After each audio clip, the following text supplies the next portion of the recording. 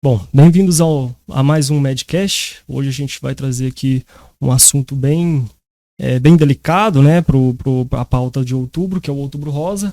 E do meu lado esquerdo aqui a gente tem a Priscila Dias. Tudo bem, Priscila? Bem-vinda. Bem-vinda a vocês também, que a gente tem aqui o Guilherme Lázaro, né? E a Tatiane de Souza. Isso. Sejam bem-vindos. Obrigada. Pode se apresentar, fica à vontade. Bem-vinda. Boa tarde, gente, tudo bem? Eu sou ginecologista, mas hoje eu só trabalho com mama, eu fiz residência também em mastologia e uma pós-graduação em cuidados paliativos, que é uma grande paixão que eu tenho, né? Então a minha experiência atualmente é com a mama mesmo, com as doenças da mama, não só o câncer de mama, né, mas com esse assunto relacionado nesse mês tão importante pra gente, que é o Outubro Rosa. Ótimo, é isso. Guilherme, fica tranquilo. Boa tarde também. Eu sou o Guilherme, eu sou médico, ginecologista e obstetra. E atuo nessa área também, ginecologia, obstetrícia, algumas vezes mama também, mas não tanto quanto a Priscila. Ótimo. Tatiane, seja bem-vinda. Boa tarde, obrigada. Eu sou a Tatiane, sou médica ginecologista e obstetra também. Trabalho na área de ginecologia e obstetrícia mais frequentemente. Mama é mais uma triagem mesmo, né? A gente faz mais o exame de rotina e quando a gente pega alguma alteração, geralmente a gente encaminha para o especialista. Aí a gente manda para Priscila. Um trabalho em equipe. Legal. Bom, então vamos lá. Eu queria saber de vocês qual que é a importância do Outubro Rosa e qual que é o impacto dessa data para vocês.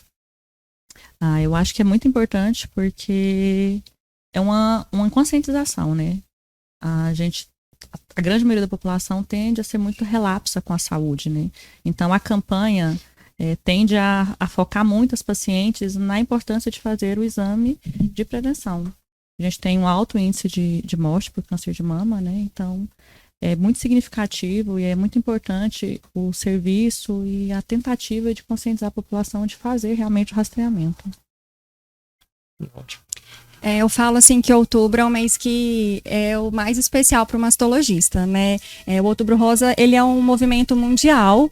Então, assim, ele surgiu nos Estados Unidos na década de 90, né? E naquela época, naquele mês, eram feitas todas as prevenções de mama, os exames de mama. E aí o Congresso americano decidiu que aquele mês ele se tornaria o específico para o rastreamento do câncer de mama. O laço rosa, que hoje que é difundido, né? Eu vi aqui o fundo, que é bem legal, e eu toda rosa, né? Também. Ele surgiu numa corrida pela cura, foi feito em Nova York, em 1990, e foi muito bacana, porque as pacientes, elas participaram dessa corrida, eram sobreviventes de câncer de mama, e foi distribuído para elas esse laço rosa. Então, hoje, eu acho que esse laço, ele é um símbolo da prevenção, da conscientização, né? E é muito importante, né? Tanto é que esse laço depois ele foi difundido, mas a cor rosa ela foi associada à mama. No Brasil, o Brasil ele aceitou esse movimento, já foi mais tardio, foi em 2002, e ele começou quando o obelisco do Ibirapuera, em São Paulo, ele se tornou rosa. Então, hoje a gente vê que vários monumentos, né, na cidade, eles estão rosa. Isso é muito importante, principalmente assim para nós mastologistas, porque eu falo que é uma época de desmistificação. Né? É uma doença que traz muito medo, é uma doença que traz muitas dúvidas, né? A paciente ela tem medo de fazer exame porque ela tem medo desse diagnóstico. Então, falar sobre isso de uma forma leve, de uma forma natural, faz com que ela busque os exames, faz com que a família também esteja ao lado dela. Então, para mim, assim, para nós mastologistas, é um mês muito importante. Muito importante, né? Eu não sabia que era um movimento, literalmente. Para mim é uma novidade. E qual foi o ano que surgiu lá em Nova York, né? Em Nova York, a Corrida pela Cura foi em 1990 e ela tem anualmente. Então isso é muito bacana. Então assim, esse laço ele foi difundido e abraçado pelo mundo todo. Então é uma causa muito nobre. Entendi. Que legal. E a gente estava até conversando ontem, eu e a Priscila, a gente trabalha juntos e a gente estava conversando que ela estava contando pra gente que no mês de outubro ela faz pouco procedimento porque as pacientes estão fazendo os exames. Então, assim, é um mês realmente que as pacientes se conscientizam e vão atrás de fazer realmente. Então, é muito importante o mês, a data, o significado. Então, a data contribuiu para um grande avanço, então, no caso. Nossa, com certeza, para diagnóstico precoce, porque as próprias pacientes já sabem, nessa época eu tenho que fazer meus exames de mama, eu não fiz esse ano ainda. Então tem essa conscientização. E isso é muito veiculado, né? Acho que a mídia ajuda muito a gente, vocês da imprensa, e isso é excelente, porque ajuda com que os pacientes vão em vocês na ginecologia, né, que são a porta de entrada para essas pacientes, porque acaba que nós mastologistas, a gente chega já com a paciente com uma lesão, já com uma indicação. Então, quando elas chegam para vocês, é ali que tem aquele momento de rastreio, né? E outubro é especial. Certo. Então, vamos lá. Eu queria saber, então, quais são as causas do câncer de mama? Queria saber de vocês, queria que vocês explicassem para quem está assistindo quais são as principais causas, né? É multifatorial, né? É tanta coisa junto. É muita coisa. Tem o fator genético, que é um fator muito importante, né? Mas tem hábitos de vida, tabagismo, alimentação, meio em que você vive, tudo isso influencia, né? Tabagismo? Tem também. Acho que sedentarismo, tabagismo. Sedentarismo. A gente fala assim, realmente tem essa ideia de multifatorial mesmo, né? O câncer, eu tento assim, explicar muito para as pacientes de uma forma assim, mais tranquila, é como se fosse uma proliferação anormal ali da célula. Acontece alguma mutação e aquela célula que antes funcionava de forma direitinho ali, ela cresce de forma acelerada e se torna um tumor maligno. Essas mutações, elas na maioria das vezes, elas são ocasionais, por esses fatores igual a Tatiana falou, né? Os fatores de risco que a gente sabe hoje é o próprio sexo, ser mulher, porque existe o câncer de mama em homem, que não é muito difundido.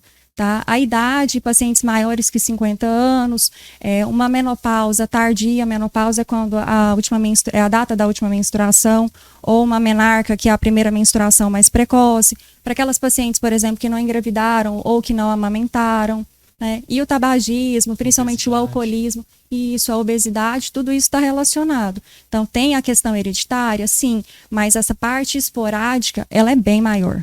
Então, casos hereditários, então, assim, é uma preocupação?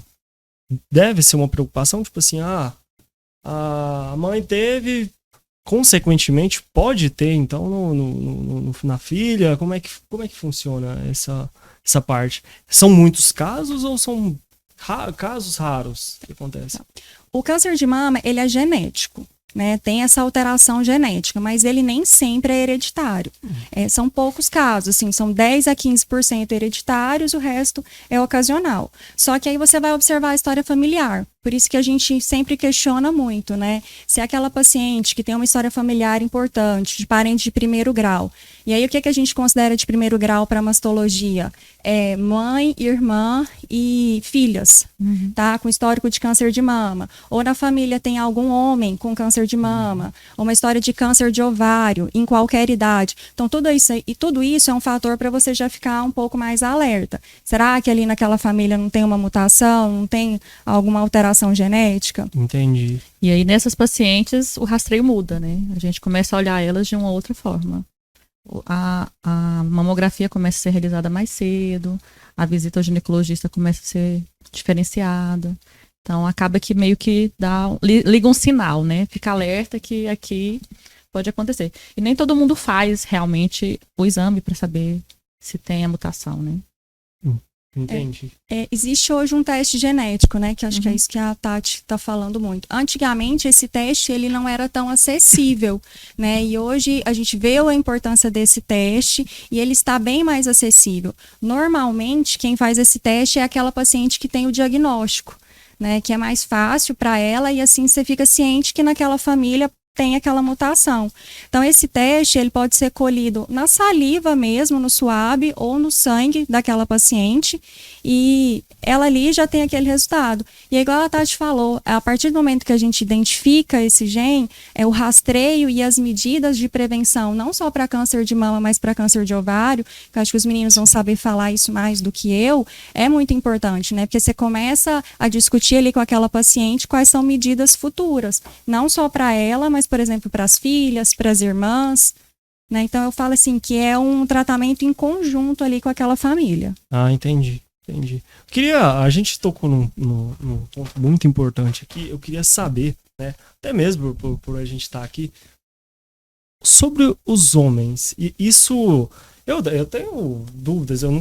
Realmente nunca fiquei sabendo de caso ou alguma coisa assim. Eu também nem sabia que existia É raro, mas existe. o câncer de mama para os homens. Como que é esse diagnóstico? Porque, tipo assim, geralmente a propaganda, tudo, geralmente direciona mais as mulheres e para os homens. Eu acho que é difícil pra gente falar de homens, que a gente trabalha com ginecologia, então a gente não atende tanto esse público, né? Mas ter um caso de câncer de mama masculino na família já é um alerta, como a Priscila falou. É um fator que a gente tem que ficar mais atento, né? Então, pacientes que têm algum caso de câncer de mama masculino na família, antes dos 50 ou depois dos 50 também, né, Priscila?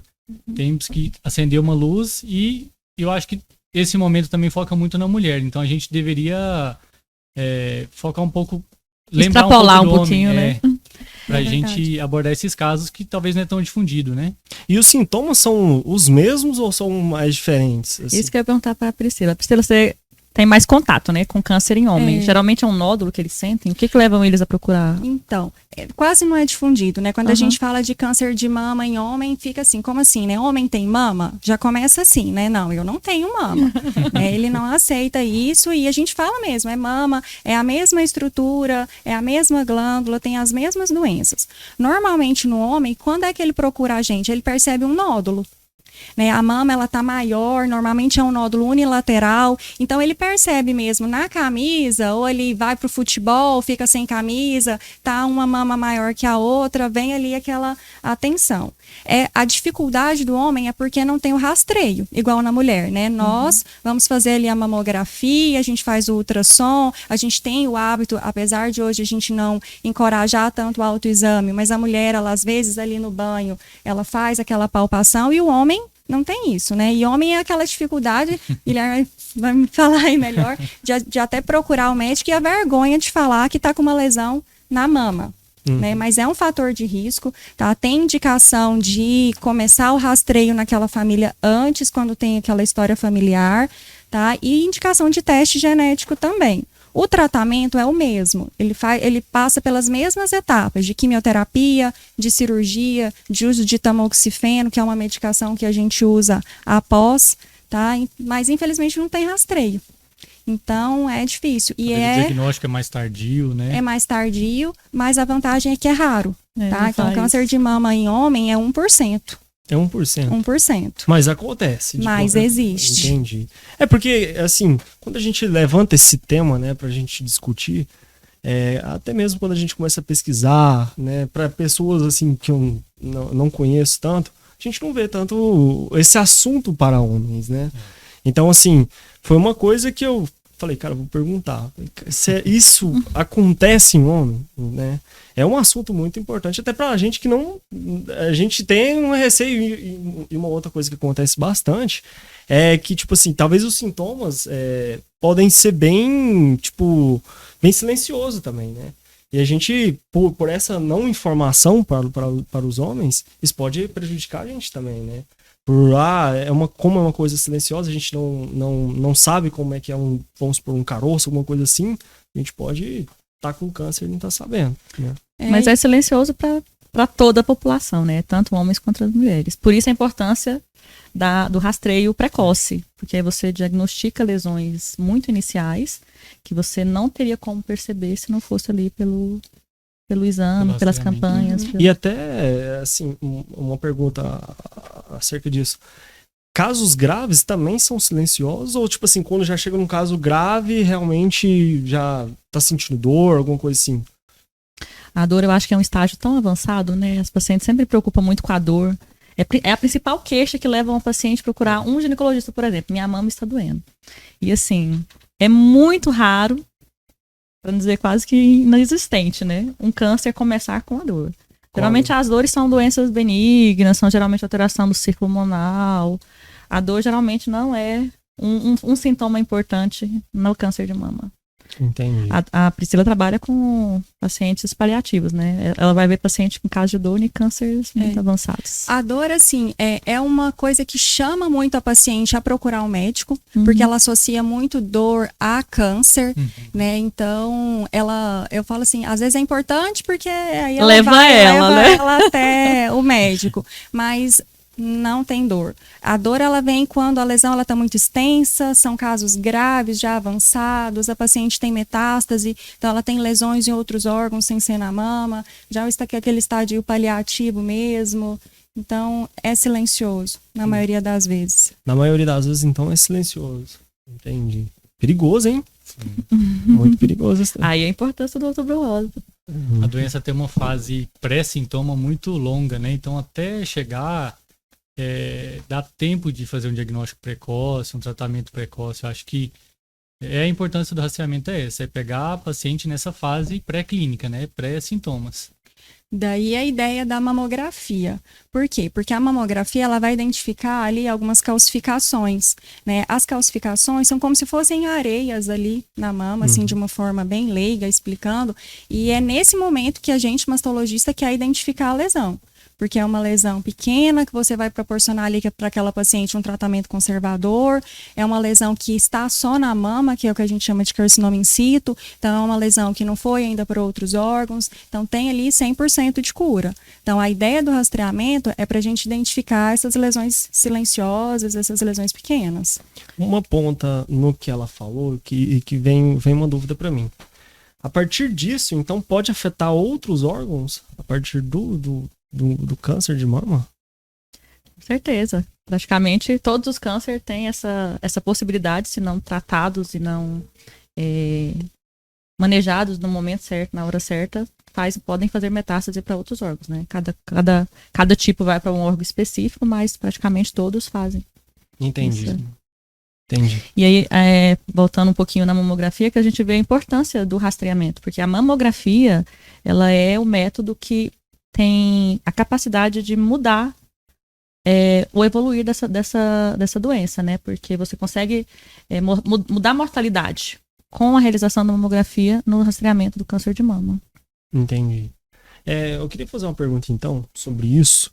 Queria fazer uma pergunta sobre a questão da idade, né? Existe uma idade, assim, que no desenvolvimento do câncer já chega, vamos supor, a pessoa já está numa certa idade e isso já é bem perigoso, né? Até mesmo para casos de cirurgia e tal. Queria saber um pouco mais sobre a questão do câncer de mama, sobre a questão da idade. Tá falando em relação assim, se pessoas mais idosas têm mais risco vamos supor, pessoas mais velhas, se ela tem mais riscos por conta dessa diversidade e tudo. Se vamos supor, por conta de uma cirurgia, talvez até pode ser muito mais delicado por conta da idade.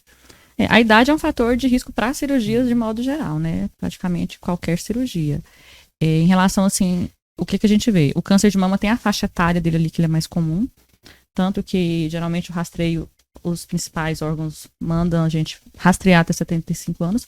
Isso eu acho que tende a mudar, porque a sobrevida da mulher está aumentando, né? Então, se a expectativa de vida é de mais 10 anos, além daquele prazo ali, provavelmente vai se rastrear por mais tempo num futuro breve, né? De maneira geral, a gente acaba rastreando, né? Eu falo assim, a gente brinca, se aquela paciente, porque hoje a população está cada vez mais idosa, né? E são idosas ativas, né? Eu falo assim pela minha avó, pelo pessoal lá em casa. Então, se tem condições de fazer o exame, se tá tranquilo para ela sair de casa, procurar o mastologista ou ginecologista e realizar o exame, você vai fazer. Agora, identificou um câncer de mama numa paciente idosa, aí a gente para e pensa, tem benefício dela fazer quimioterapia? Talvez não, né? Porque talvez ela não tenha condições clínicas, talvez uma paciente cheia de comorbidade, tem problema cardiovascular, hipertensa, uma paciente acamada. Agora, você não vai deixar de prestar um atendimento ou de oferecer para ela um tratamento que seja cirurgia, porque diagnosticando essas lesões pequenas, igual a gente está conversando aqui, a gente faz uma cirurgia pequena e é um risco independente da idade. Tá? É um pós-operatório muito tranquilo, só que você para pensar, você vai fazer radioterapia numa paciente idosa?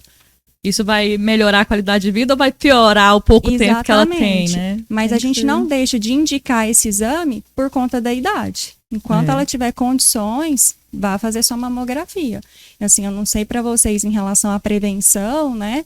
Mas a mamografia a gente indica enquanto ela puder. Temas polêmicos, né? Tem que personalizar a paciente, né? Aquela paciente que super ativa, igual ela falou, paciente que tem uma sobrevida longa ainda.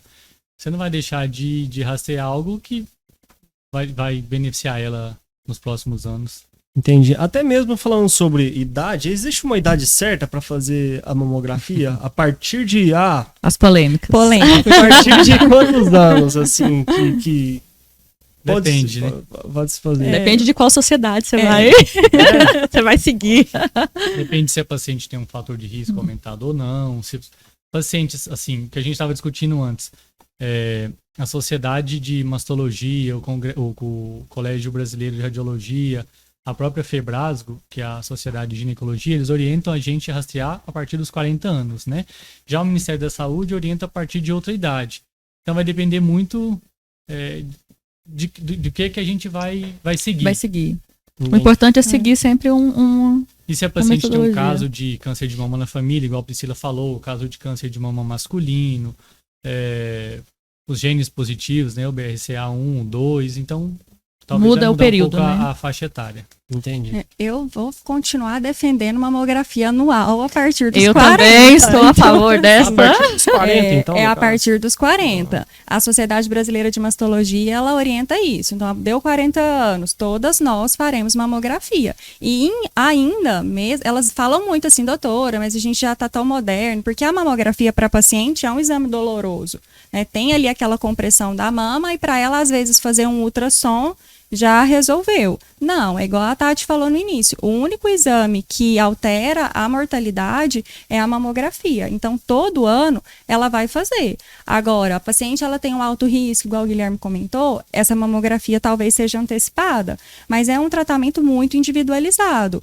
Hoje o câncer de mama mudou muito, então não tem mais assim aquela receitinha de bolo, você vai fazer isso e Pra isso. todo mundo. Não, você tem que avaliar ali com a paciente se ela tem alguma comorbidade, qual que é a história familiar, mas a partir dos 40 não tem como, gente. A partir dos 40, eu suponho que era antes. Eu pensei que era a partir dali, sei lá, a partir dos 20 anos. Eu pensei Não. que era uma A coisa. partir dos 30 para as pacientes de alto risco, alto né? de alto Mas- Lembrar também de ressaltar o que a Priscila falou, que ultrassom não substitui mamografia, né?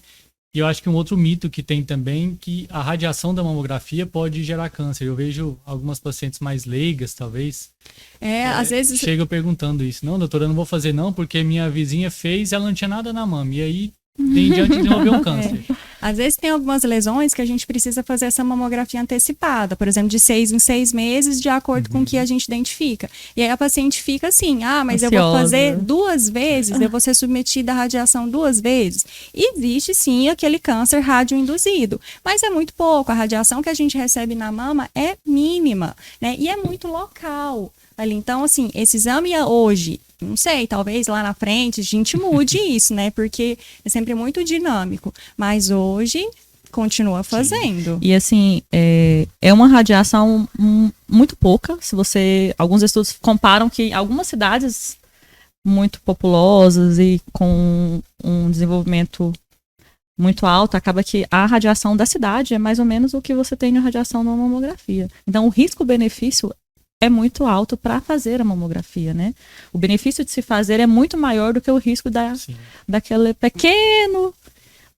aquela pequena exposição ali à radiografia. E isso a gente tá falando só de um assunto. Imagina vários outros assuntos que as pessoas podem, né? Assim, hoje, com o grande avanço da tecnologia, né? Da informação, há muita fake news. Sim. Fake news, Sim. muita conversa, assim, atravessada. E para vocês veem isso no consultório? Essas mentiras que muitas pessoas contam e tal? Chega paciente com essa ideia, né, de que a radiação pode fazer mal, mas a grande maioria das pacientes são conscientizadas de que precisam fazer e de que é importante a realização. Eu tenho familiar que não faz mamografia. Prefere fazer ultrassom. Sim. Não, que Nem acha que ultrassom? que a mamografia vai dar câncer, que não faz de jeito nenhum. Aí não faz nem o exame da Não, aí mama. faz a ultrassom. Por quê? O ultrassom não dói. Eu acho que é muito isso. E elas associam muito a questão da dor a câncer e que se ela fizer a mamografia, ela vai encontrar alguma lesão. E vai. Mas ela É pra isso que a gente quer, né? Né? E às vezes ela acha que Então, foi a mamografia que causou, sendo que foi o diagnóstico, né? exatamente. Então, às vezes, assim, a gente vê. E hoje o Brasil tem uma dificuldade muito grande em relação a mamógrafo. É porque a gente mora aqui em Goiânia e tudo mais, a gente tem fácil acesso, mas tem várias cidades que não tem mamógrafo. O Outubro Rosa foi muito importante porque com os ônibus você disponibiliza ali para que a população mais carente ela vá, consiga fazer essas mamografias de fácil acesso, mas nem sempre toda paciente tem acesso a mamógrafo na cidade dela. E ainda tem outra questão também que, como pelo Ministério da Saúde a idade não é aos 40, é aos 50, né? Muitos locais, as prefeituras, a saúde pública não disponibiliza esses exames para essa paciente entre os 40 e os 50. Vai começar um rastreio só aos 50. Tardio, e aí quando ela chega pra gente, já tá Estadio aquela avançado. lesão daquele tamanho, eu não consigo proporcionar uma cirurgia menor, por exemplo. Mas é polêmico. Polêmico. É polêmico. É interessante, é porque, tipo assim, essas informações, né, até assim, falando até de outras datas sobre a saúde, a desinformação atrapalha muito, né? Atrapalha muito. E é uma coisa que eu queria trazer para a discussão. Eu falei, cara, será que isso é um problema? Acaba sendo um problema? A desinformação é um problema? Apesar dos esforços, né, do Ministério até da Saúde e tudo, de colocar na televisão, de estar comentando os casos, eu falei, será que tem? Né? É um perigo, querendo ou não, é um perigo. A desinformação é muito perigosa. Né?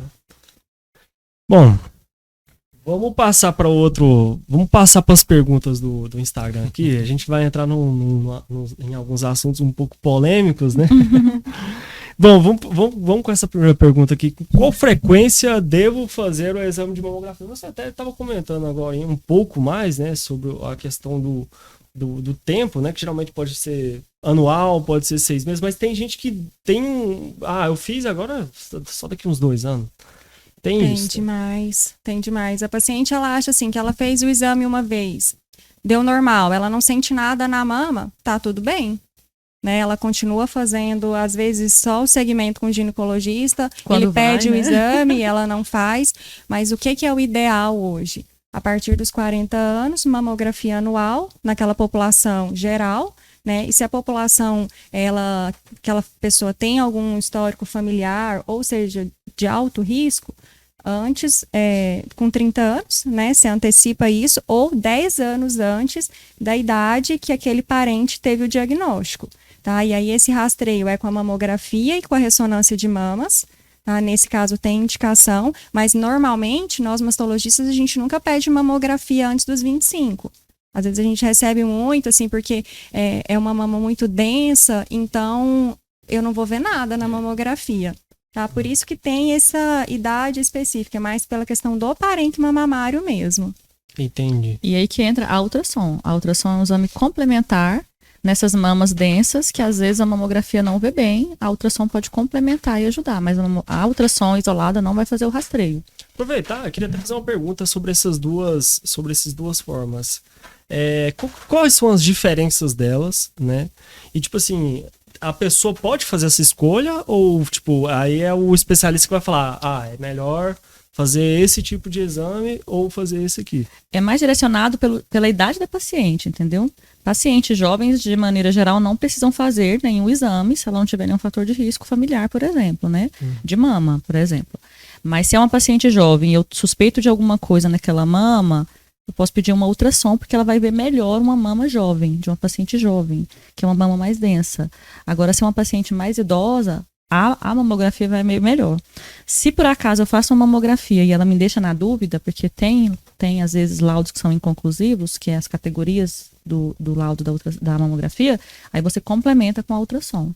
São um exame para complementar o outro, entendeu? E só tem só esses dois ou tem mais algum outro tipo? Tem a ressonância, né, que a gente também usa, e tem agora a tomossíntese. Tomossíntese. Que tá chegando agora, né? A tomossíntese é como se fosse uma mamografia com vários slides, assim, da mama. É um exame bem bacana, sabe? Mas ela ainda, apesar de ser extremamente moderna, ela ainda não substitui a mamografia. Até porque não teve estudos suficientes com ela, ainda né? não. Mas, assim, é muito legal. Não sei se vocês tiveram já a oportunidade de ver, assim, você vê as imagens são gigantes, então você consegue identificar lesões muito pequenas, sabe? Mas é um exame ainda de difícil acesso. Você imagina, se hoje a gente não consegue fazer mamografia, né? Não tem mamógrafo na cidade. Então, tomossíntese tá ali para poucos, infelizmente. É uma novidade, então, no caso. Só que chegando agora. Então, e também tem um custo alto, né? Alto. E ainda não se tem estudos suficientes para determinar. E tem as indicações também, né? Tem. Basicamente são as mesmas da mamografia, mas é igual a Tati falou, como tem poucos estudos, a gente ainda não substitui. Então acaba que a paciente vai continuar fazendo a mamografia. A rede pública, ela oferece tirando todos essas formas de exame e tudo, ou só algum? Tipo, fornece, mas daquele jeito do sistema público, né? Demora para conseguir vaga, às vezes fica na fila de espera para um exame por muito tempo. E até mesmo, vamos supor, se for identificado alguma coisa, ainda entra para fila, se for o caso de cirurgia, ainda entra para uma fila de cirurgia. Inclusive pode até atrapalhar o processo, né? Tem os critérios de prioridade, né, no câncer, mas acaba que se é todo mundo com câncer, acaba que a fila... Acho que é difícil pro SUS, assim, como a Priscila falou, como a idade deles é diferente de rastreio da maioria das sociedades, então alguns pacientes são negados. A Tati falou, você pede mamografia para um paciente de 41 anos, não, você não está na idade ainda, o SUS não libera. Ou até mesmo, igual a Priscila falou, o paciente tem que repetir a mamografia em 6 meses. Fala, não, você já fez esse ano, então só daqui a 1 ano. Então, acho que o SUS ainda tem que melhorar um pouco nisso, avaliar as indicações, talvez diminuir um pouco esse limiar de idade, né? Eu acho que assim, a dificuldade do SUS, ela continua, e para o câncer acho que é mais difícil, porque para a gente tempo é muito, entendeu? Uma lesão pequena eu faço um tratamento, uma lesão maior é outro tratamento, é outro prognóstico, mas a paciente ainda assim, ela tem dificuldade. Às vezes ela faz a mamografia, mas ela não consegue retornar no médico para mostrar a mamografia. Quando ela vai, ela tem que fazer uma biópsia. Aí ela volta de novo para a fila. Quando ela volta com a biópsia, aquela lesão que era pequenininha já está gigante. Então, isso aí, é um processo, entendeu? É muito difícil. É uma paciente que tem difícil acesso a exame, que tem difícil acesso a médico. São exames caros, relativamente caros, assim, nem todo mundo consegue fazer, né? Então, é complicado. Entendi. E acaba que o Outubro Rosa ajuda até um pouquinho nisso, né? Que geralmente tem campanhas até de cirurgia. Diminui o valor para fazer na rede privada, né? Tem clínica que faz gratuito. O Hospital Araújo Jorge mesmo, que é bem bacana, todo outubro ele faz reconstrução dessas pacientes, né? Então, assim, vem vários cirurgiões plásticos, mastologistas, então reconstrói ali aquelas pacientes que estão aguardando há muito tempo na fila. Então, a gente tem nesse mês aí uma forma de ajudar essas pacientes que estão há muito tempo e sem perspectiva nenhuma. Entendi. Não sabia que eram tantos processos assim. Viu? E isso realmente atrapalha. Realmente atrapalha. Para o poder público, né? Atrapalha bastante, porque imagina, se a pessoa fosse seguir a risca só 100% pelo poder público, ela piora. Acho que o caso é de piorar, inclusive até mais a situação, né? Interessante. Vamos lá para outra pergunta. Silicone traz risco? De câncer, não. O silicone não dá câncer. O que a gente tem que pensar no silicone é que às vezes ele dificulta um pouquinho o diagnóstico. Então, dificulta o diagnóstico. Né? Por exemplo, na mamografia tem que fazer mais uma incidência, além das normais que a gente faz, para poder capturar o máximo possível de lesões, né? Então, a gente faz mais uma incidência. E aí a ultrassom complementa. A ultrassom na paciente com silicone tem um bom ganho, porque o silicone na ultrassom ajuda. Porque como ele acaba apertando o tecido mamário mais para a região externa, né, a gente consegue visualizar melhor as lesões com a paciente que tem Silicone, prótese. É porque atrás da prótese é muito raro você ter lesão, né? E quando foi identificado algum problema, no caso tem que retirar, qual que é o procedimento para quem tem o silicone? Como é que funciona? No caso de se detectar câncer. Se detectar o câncer e tudo. Ela vai passar pelo mesmo tratamento de uma paciente sem silicone, né? Entendi. Aí se ela tiver indicação de tirar só aquela lesão, se for uma lesão muito pequena, igual a Pri falou, vai tirar só aquela lesão. Agora, se for uma coisa que precisa de uma cirurgia maior, provavelmente a prótese vai ser retirada no processo. Assim, igual a Tati falou, o silicone ele não aumenta ali o risco, ele pode ser um dificultador ali na identificação de uma lesão, que você tem que lembrar que você tem ali um corpo estranho, né, naquele parênquima. Mas assim, a gente recebe muito paciente que antes de colocar essa prótese, ela vai no plástico. Ela tem o desejo, tem indicação de colocar a prótese. Então eles vão muito na gente pra gente fazer uma pré-avaliação para poder colocar aquela prótese de forma segura. Aí, naquele exame, a gente vai e identifica um nódulo, por exemplo. Aquele nódulo ele é biopsiado, é um nódulo benigno? Ótimo, ela vai, coloca a prótese dela, fica feliz com a mama e faz o segmento normal com ultrassom. Agora é câncer de mama? Não, vamos esperar, vamos fazer o tratamento, você coloca essa prótese, por exemplo, na mesma cirurgia do câncer. Então pode colocar, tipo assim, vamos supor que a pessoa passou por esse processo, ela ainda pode colocar o... Pode sim. Uma das formas de reconstrução pós-câncer é com silicone. Então, assim, ele é ali um facilitador. Agora, a paciente, por exemplo, ela teve ali, ela tem o silicone, aí depois ela fez uma mamografia mais velha e identificou o câncer. O tratamento é o mesmo. Nem sempre a gente precisa tirar essa prótese e na maioria das vezes a gente não retira. Tá? Você faz ali o tratamento local, continua com aquela prótese, ou às vezes ela escolhe uma prótese maior, entendeu? É sempre pensando no bem-estar daquela paciente. E individualizar mesmo o tratamento. Às vezes a paciente não quer mais aquela prótese, às vezes ela associa a lesão dela àquela prótese. Então isso é muito discutido com ela, mas não causa câncer. Não causa câncer. E é engraçado a gente pensar que a paciente ter silicone, acaba que ela faz um acompanhamento mais regular da mama. Sim. Porque elas têm esse medo, então elas têm esse cuidado maior, se a prótese está boa, se tá, se não furou, se tá íntegra, se tá bonitinha. Então elas acabam fazendo o acompanhamento. Quem tem prótese acaba que vai com mais regular, frequência, né? mais regular. A brasileira ela é muito preocupada com essa questão da beleza da mama, né? A mama ela tem uma simbologia muito grande, né? Então, assim, nós colocamos muito silicone. Né? Nós colocamos silicone em pacientes muito jovens. Então, imagina se isso causasse câncer. Não sei como é que vai ser daqui a alguns anos, né? Mas esse segmento, ele acaba ficando mais próximo mesmo, porque ela chega antes pra gente, que seja para fazer aquele ultrassom ali antes da prótese, mas ela já tem ciência que ela, se identificar uma lesão, ela vai ter que fazer o segmento a vida toda.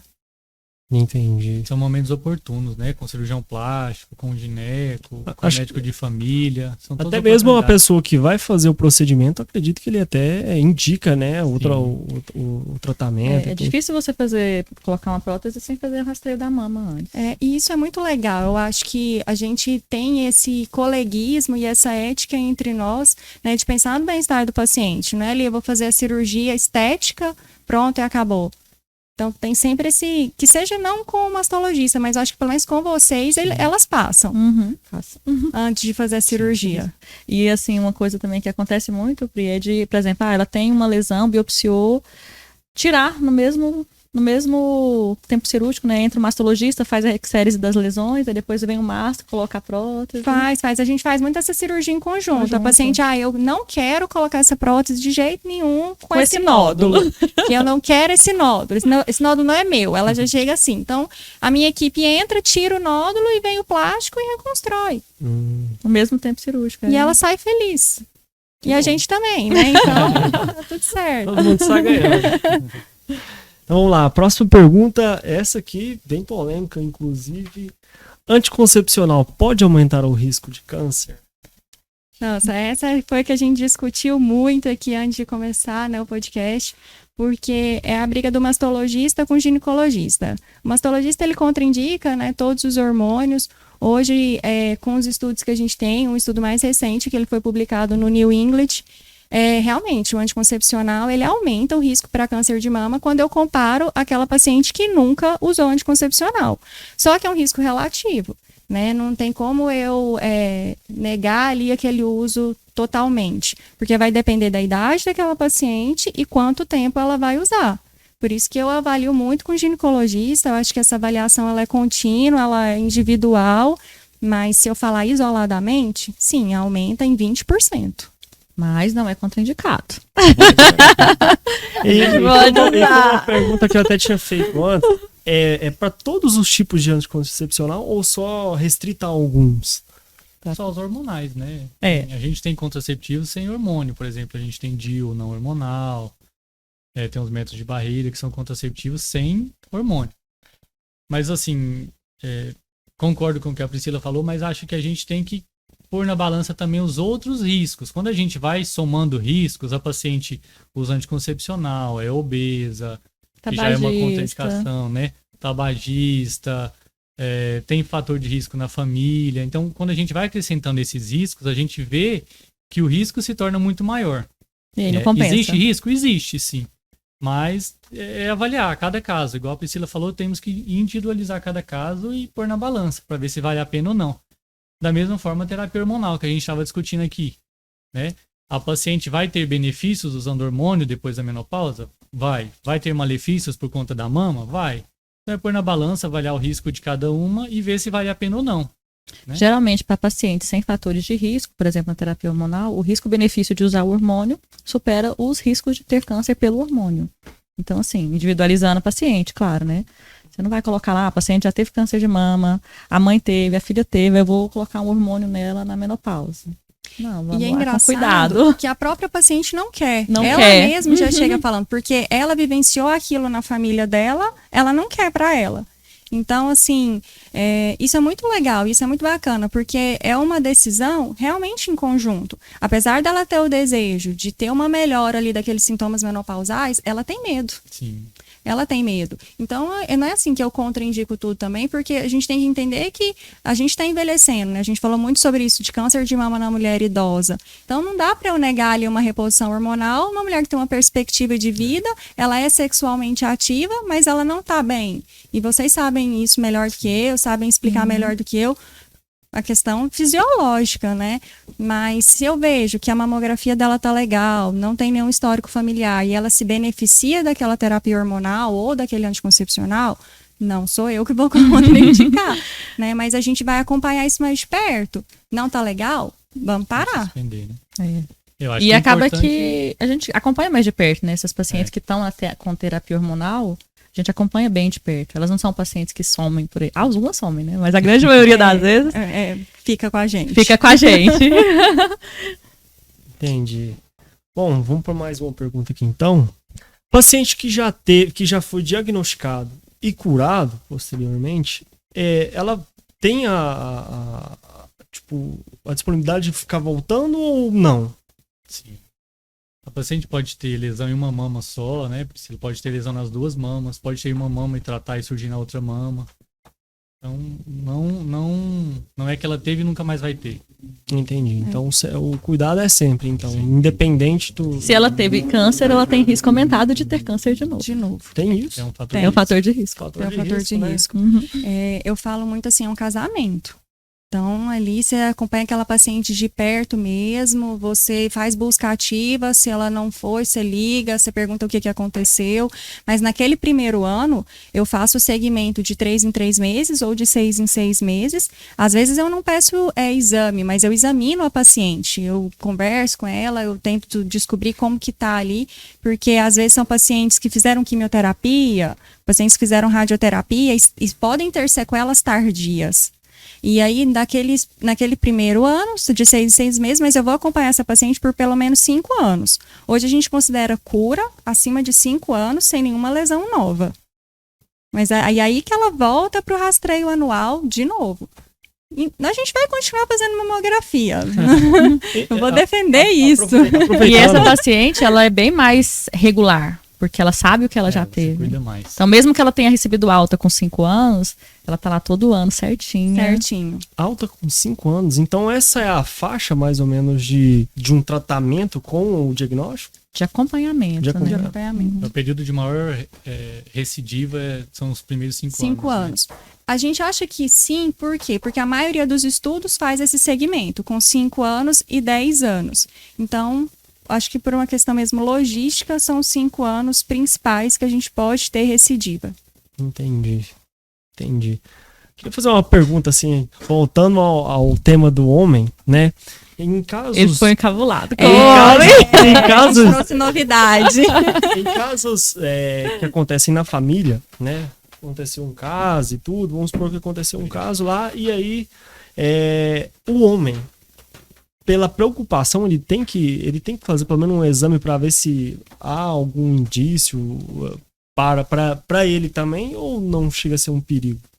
Se ele faz rastreio também? No caso, Se uma mulher na família dele teve um teve câncer, por exemplo, problema, a mãe dele teve câncer, se ele tem um Isso. risco aumentado. se ele tem um risco, exatamente.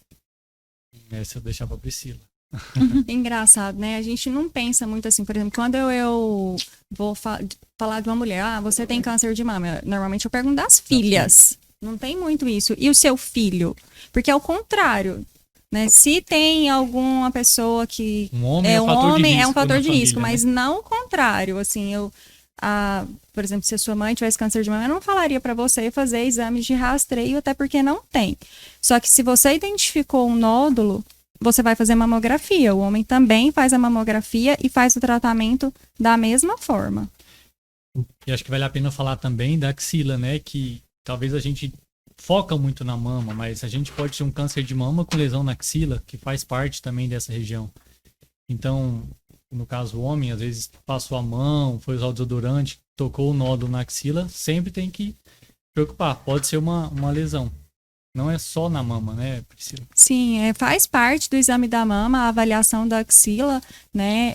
A gente brinca muito, assim, que algumas pessoas pedem pra gente colocar, né, ultrassom de mamas e axilas. Mas a axila, ela faz parte dessa avaliação. Por quê? Porque tem alguns cânceres de mama que não tem lesão na mama, né, mas tem lesão na axila e a gente chama de carcinoma oculto da mama.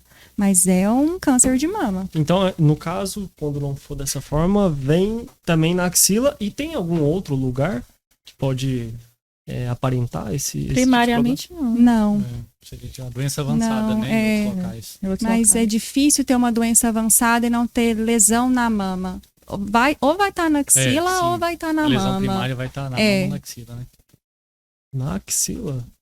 Interessante, eu nunca nem imaginava que poderia É uma ser um extensão problema. da mama, né? A axila. É como se a mama continuasse Continuasse, aqui. É uma é. cauda que a Prolongamento, gente chama, assim, uma cauda de Spencer. Esse prolongamento axilar aqui. Tanto é que no exame físico, quando eu peço para a paciente colocar a mão atrás aqui, eu estou avaliando toda essa extensão.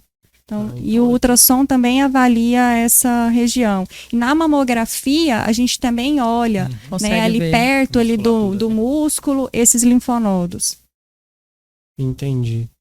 Bom, eu queria perguntar para vocês se vocês querem levantar mais algum ponto que é interessante que a gente não discutiu aqui, que a gente pode estar, discutindo, debatendo sobre tal.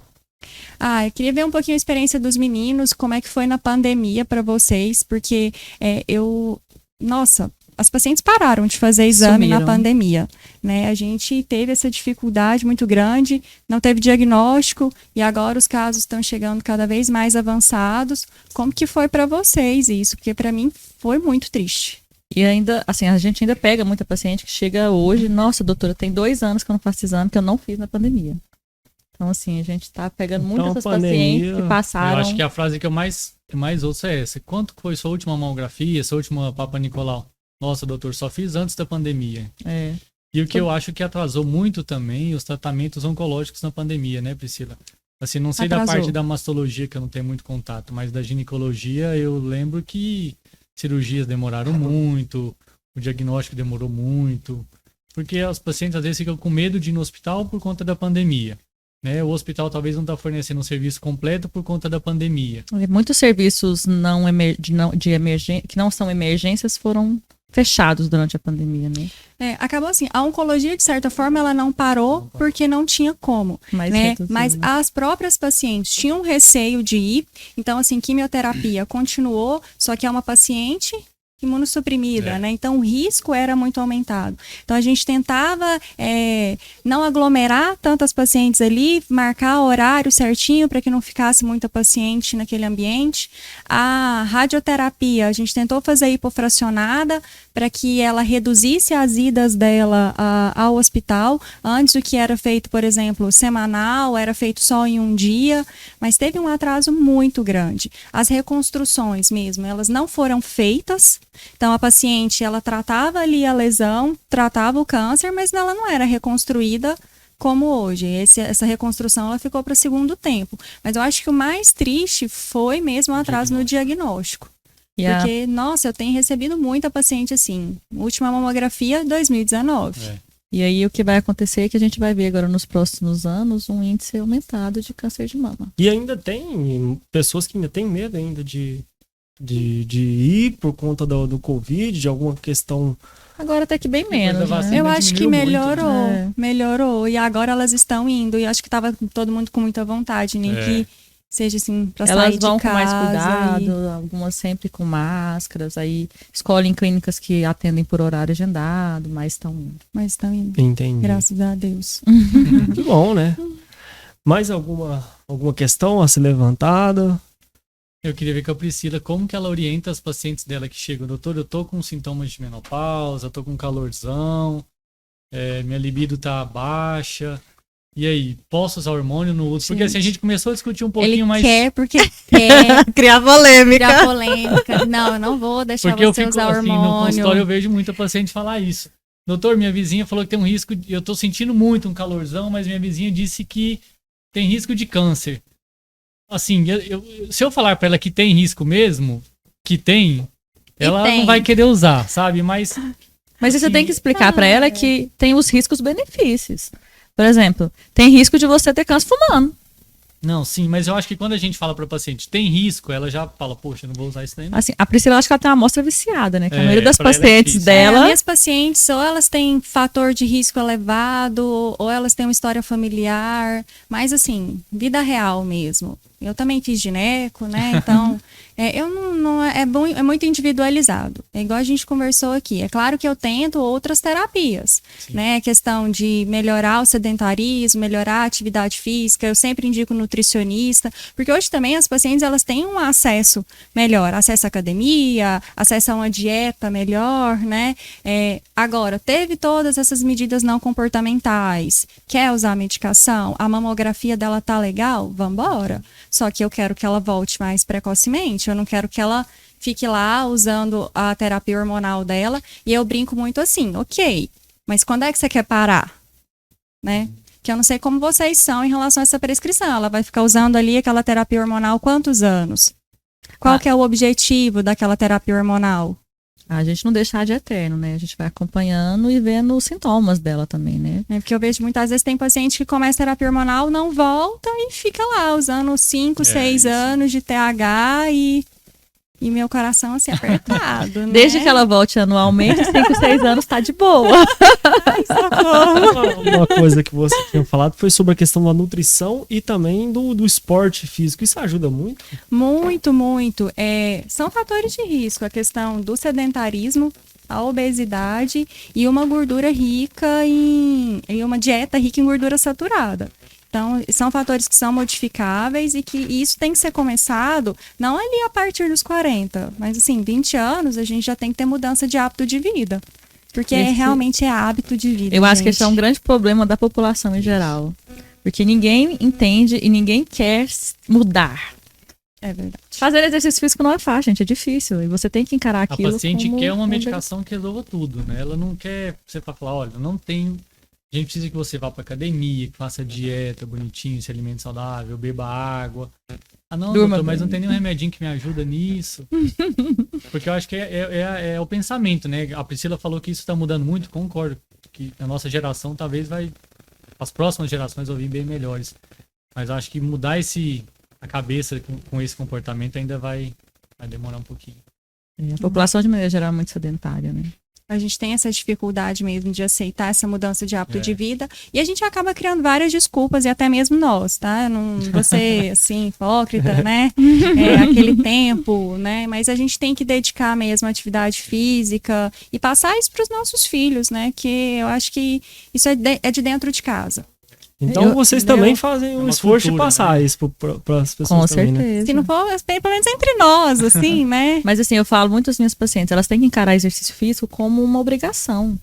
Você tá cansado, mas você levanta e vai trabalhar todo dia. Você tá cansado, você tem que fazer seu exercício físico. Você pode não estar no seu, não tá no seu 100%, mas pelo menos você fez o que você conseguia. Entendeu? Então eu oriento muitas pacientes que elas precisam encarar isso como uma obrigação, como uma responsabilidade, que vai trazer benefícios a curto e a longo prazo. E é difícil elas... É difícil.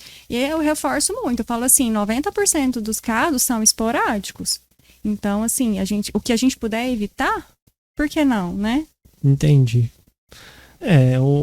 A educação física, né, em si, ela tem que ser independente de problemas, né? Ela tem que ser no combate ao futuros problemas, né? Inclusive... Prevenção, né? Prevenção, exatamente. De todos, né? Sedentarismo e hábitos alimentares é fator de risco para quase tudo. Sim. Todos os Diabetes, hipertensão, câncer.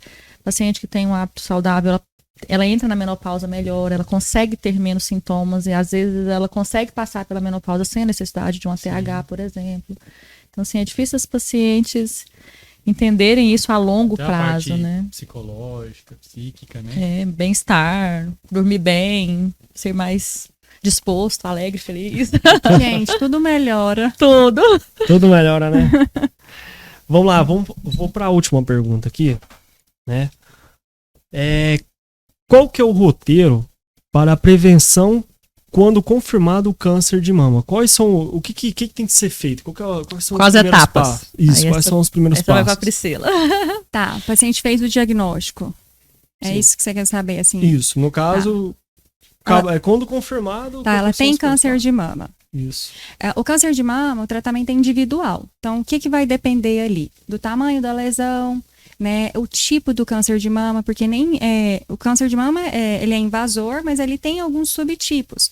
E esses subtipos é que vão delimitar o meu tratamento. Se eu vou começar primeiro com cirurgia, se eu vou começar com quimioterapia, tá? Se aquela cirurgia vai ser uma cirurgia conservadora é quando eu retiro ali só a lesão. Ou se eu tenho que fazer uma cirurgia maior, eu tenho que indicar a retirada de toda a mama. Então, são essas etapas, as etapas básicas, assim, do tratamento. São quimioterapia, cirurgia, radioterapia e a endocrinoterapia. Por isso que eu falo que esse segmento, ele tem que ser de 5 anos, é um segmento mais próximo. Mas nem sempre a paciente vai passar por todas essas etapas. Por isso que é muito individual. Não tem como eu te falar assim, ela vai fazer só isso. Então, cada procedimento tem uma etapa. Então, Exato. cada pessoa tem o seu... Entendi. Mas ela é basicamente isso, é cirurgia, quimioterapia, radioterapia e a endocrinoterapia. São essas as etapas que a gente vai discutir com ela. Entendi. Mas vocês querem fazer alguma ponta no comentário dela? Não, isso aí é pro especialista. Especialista, né? Nada, vocês podem me ajudar. Ainda tem mais uma pergunta aqui ainda, inclusive. A pessoa tá com suspeita, qual profissional que ela procura?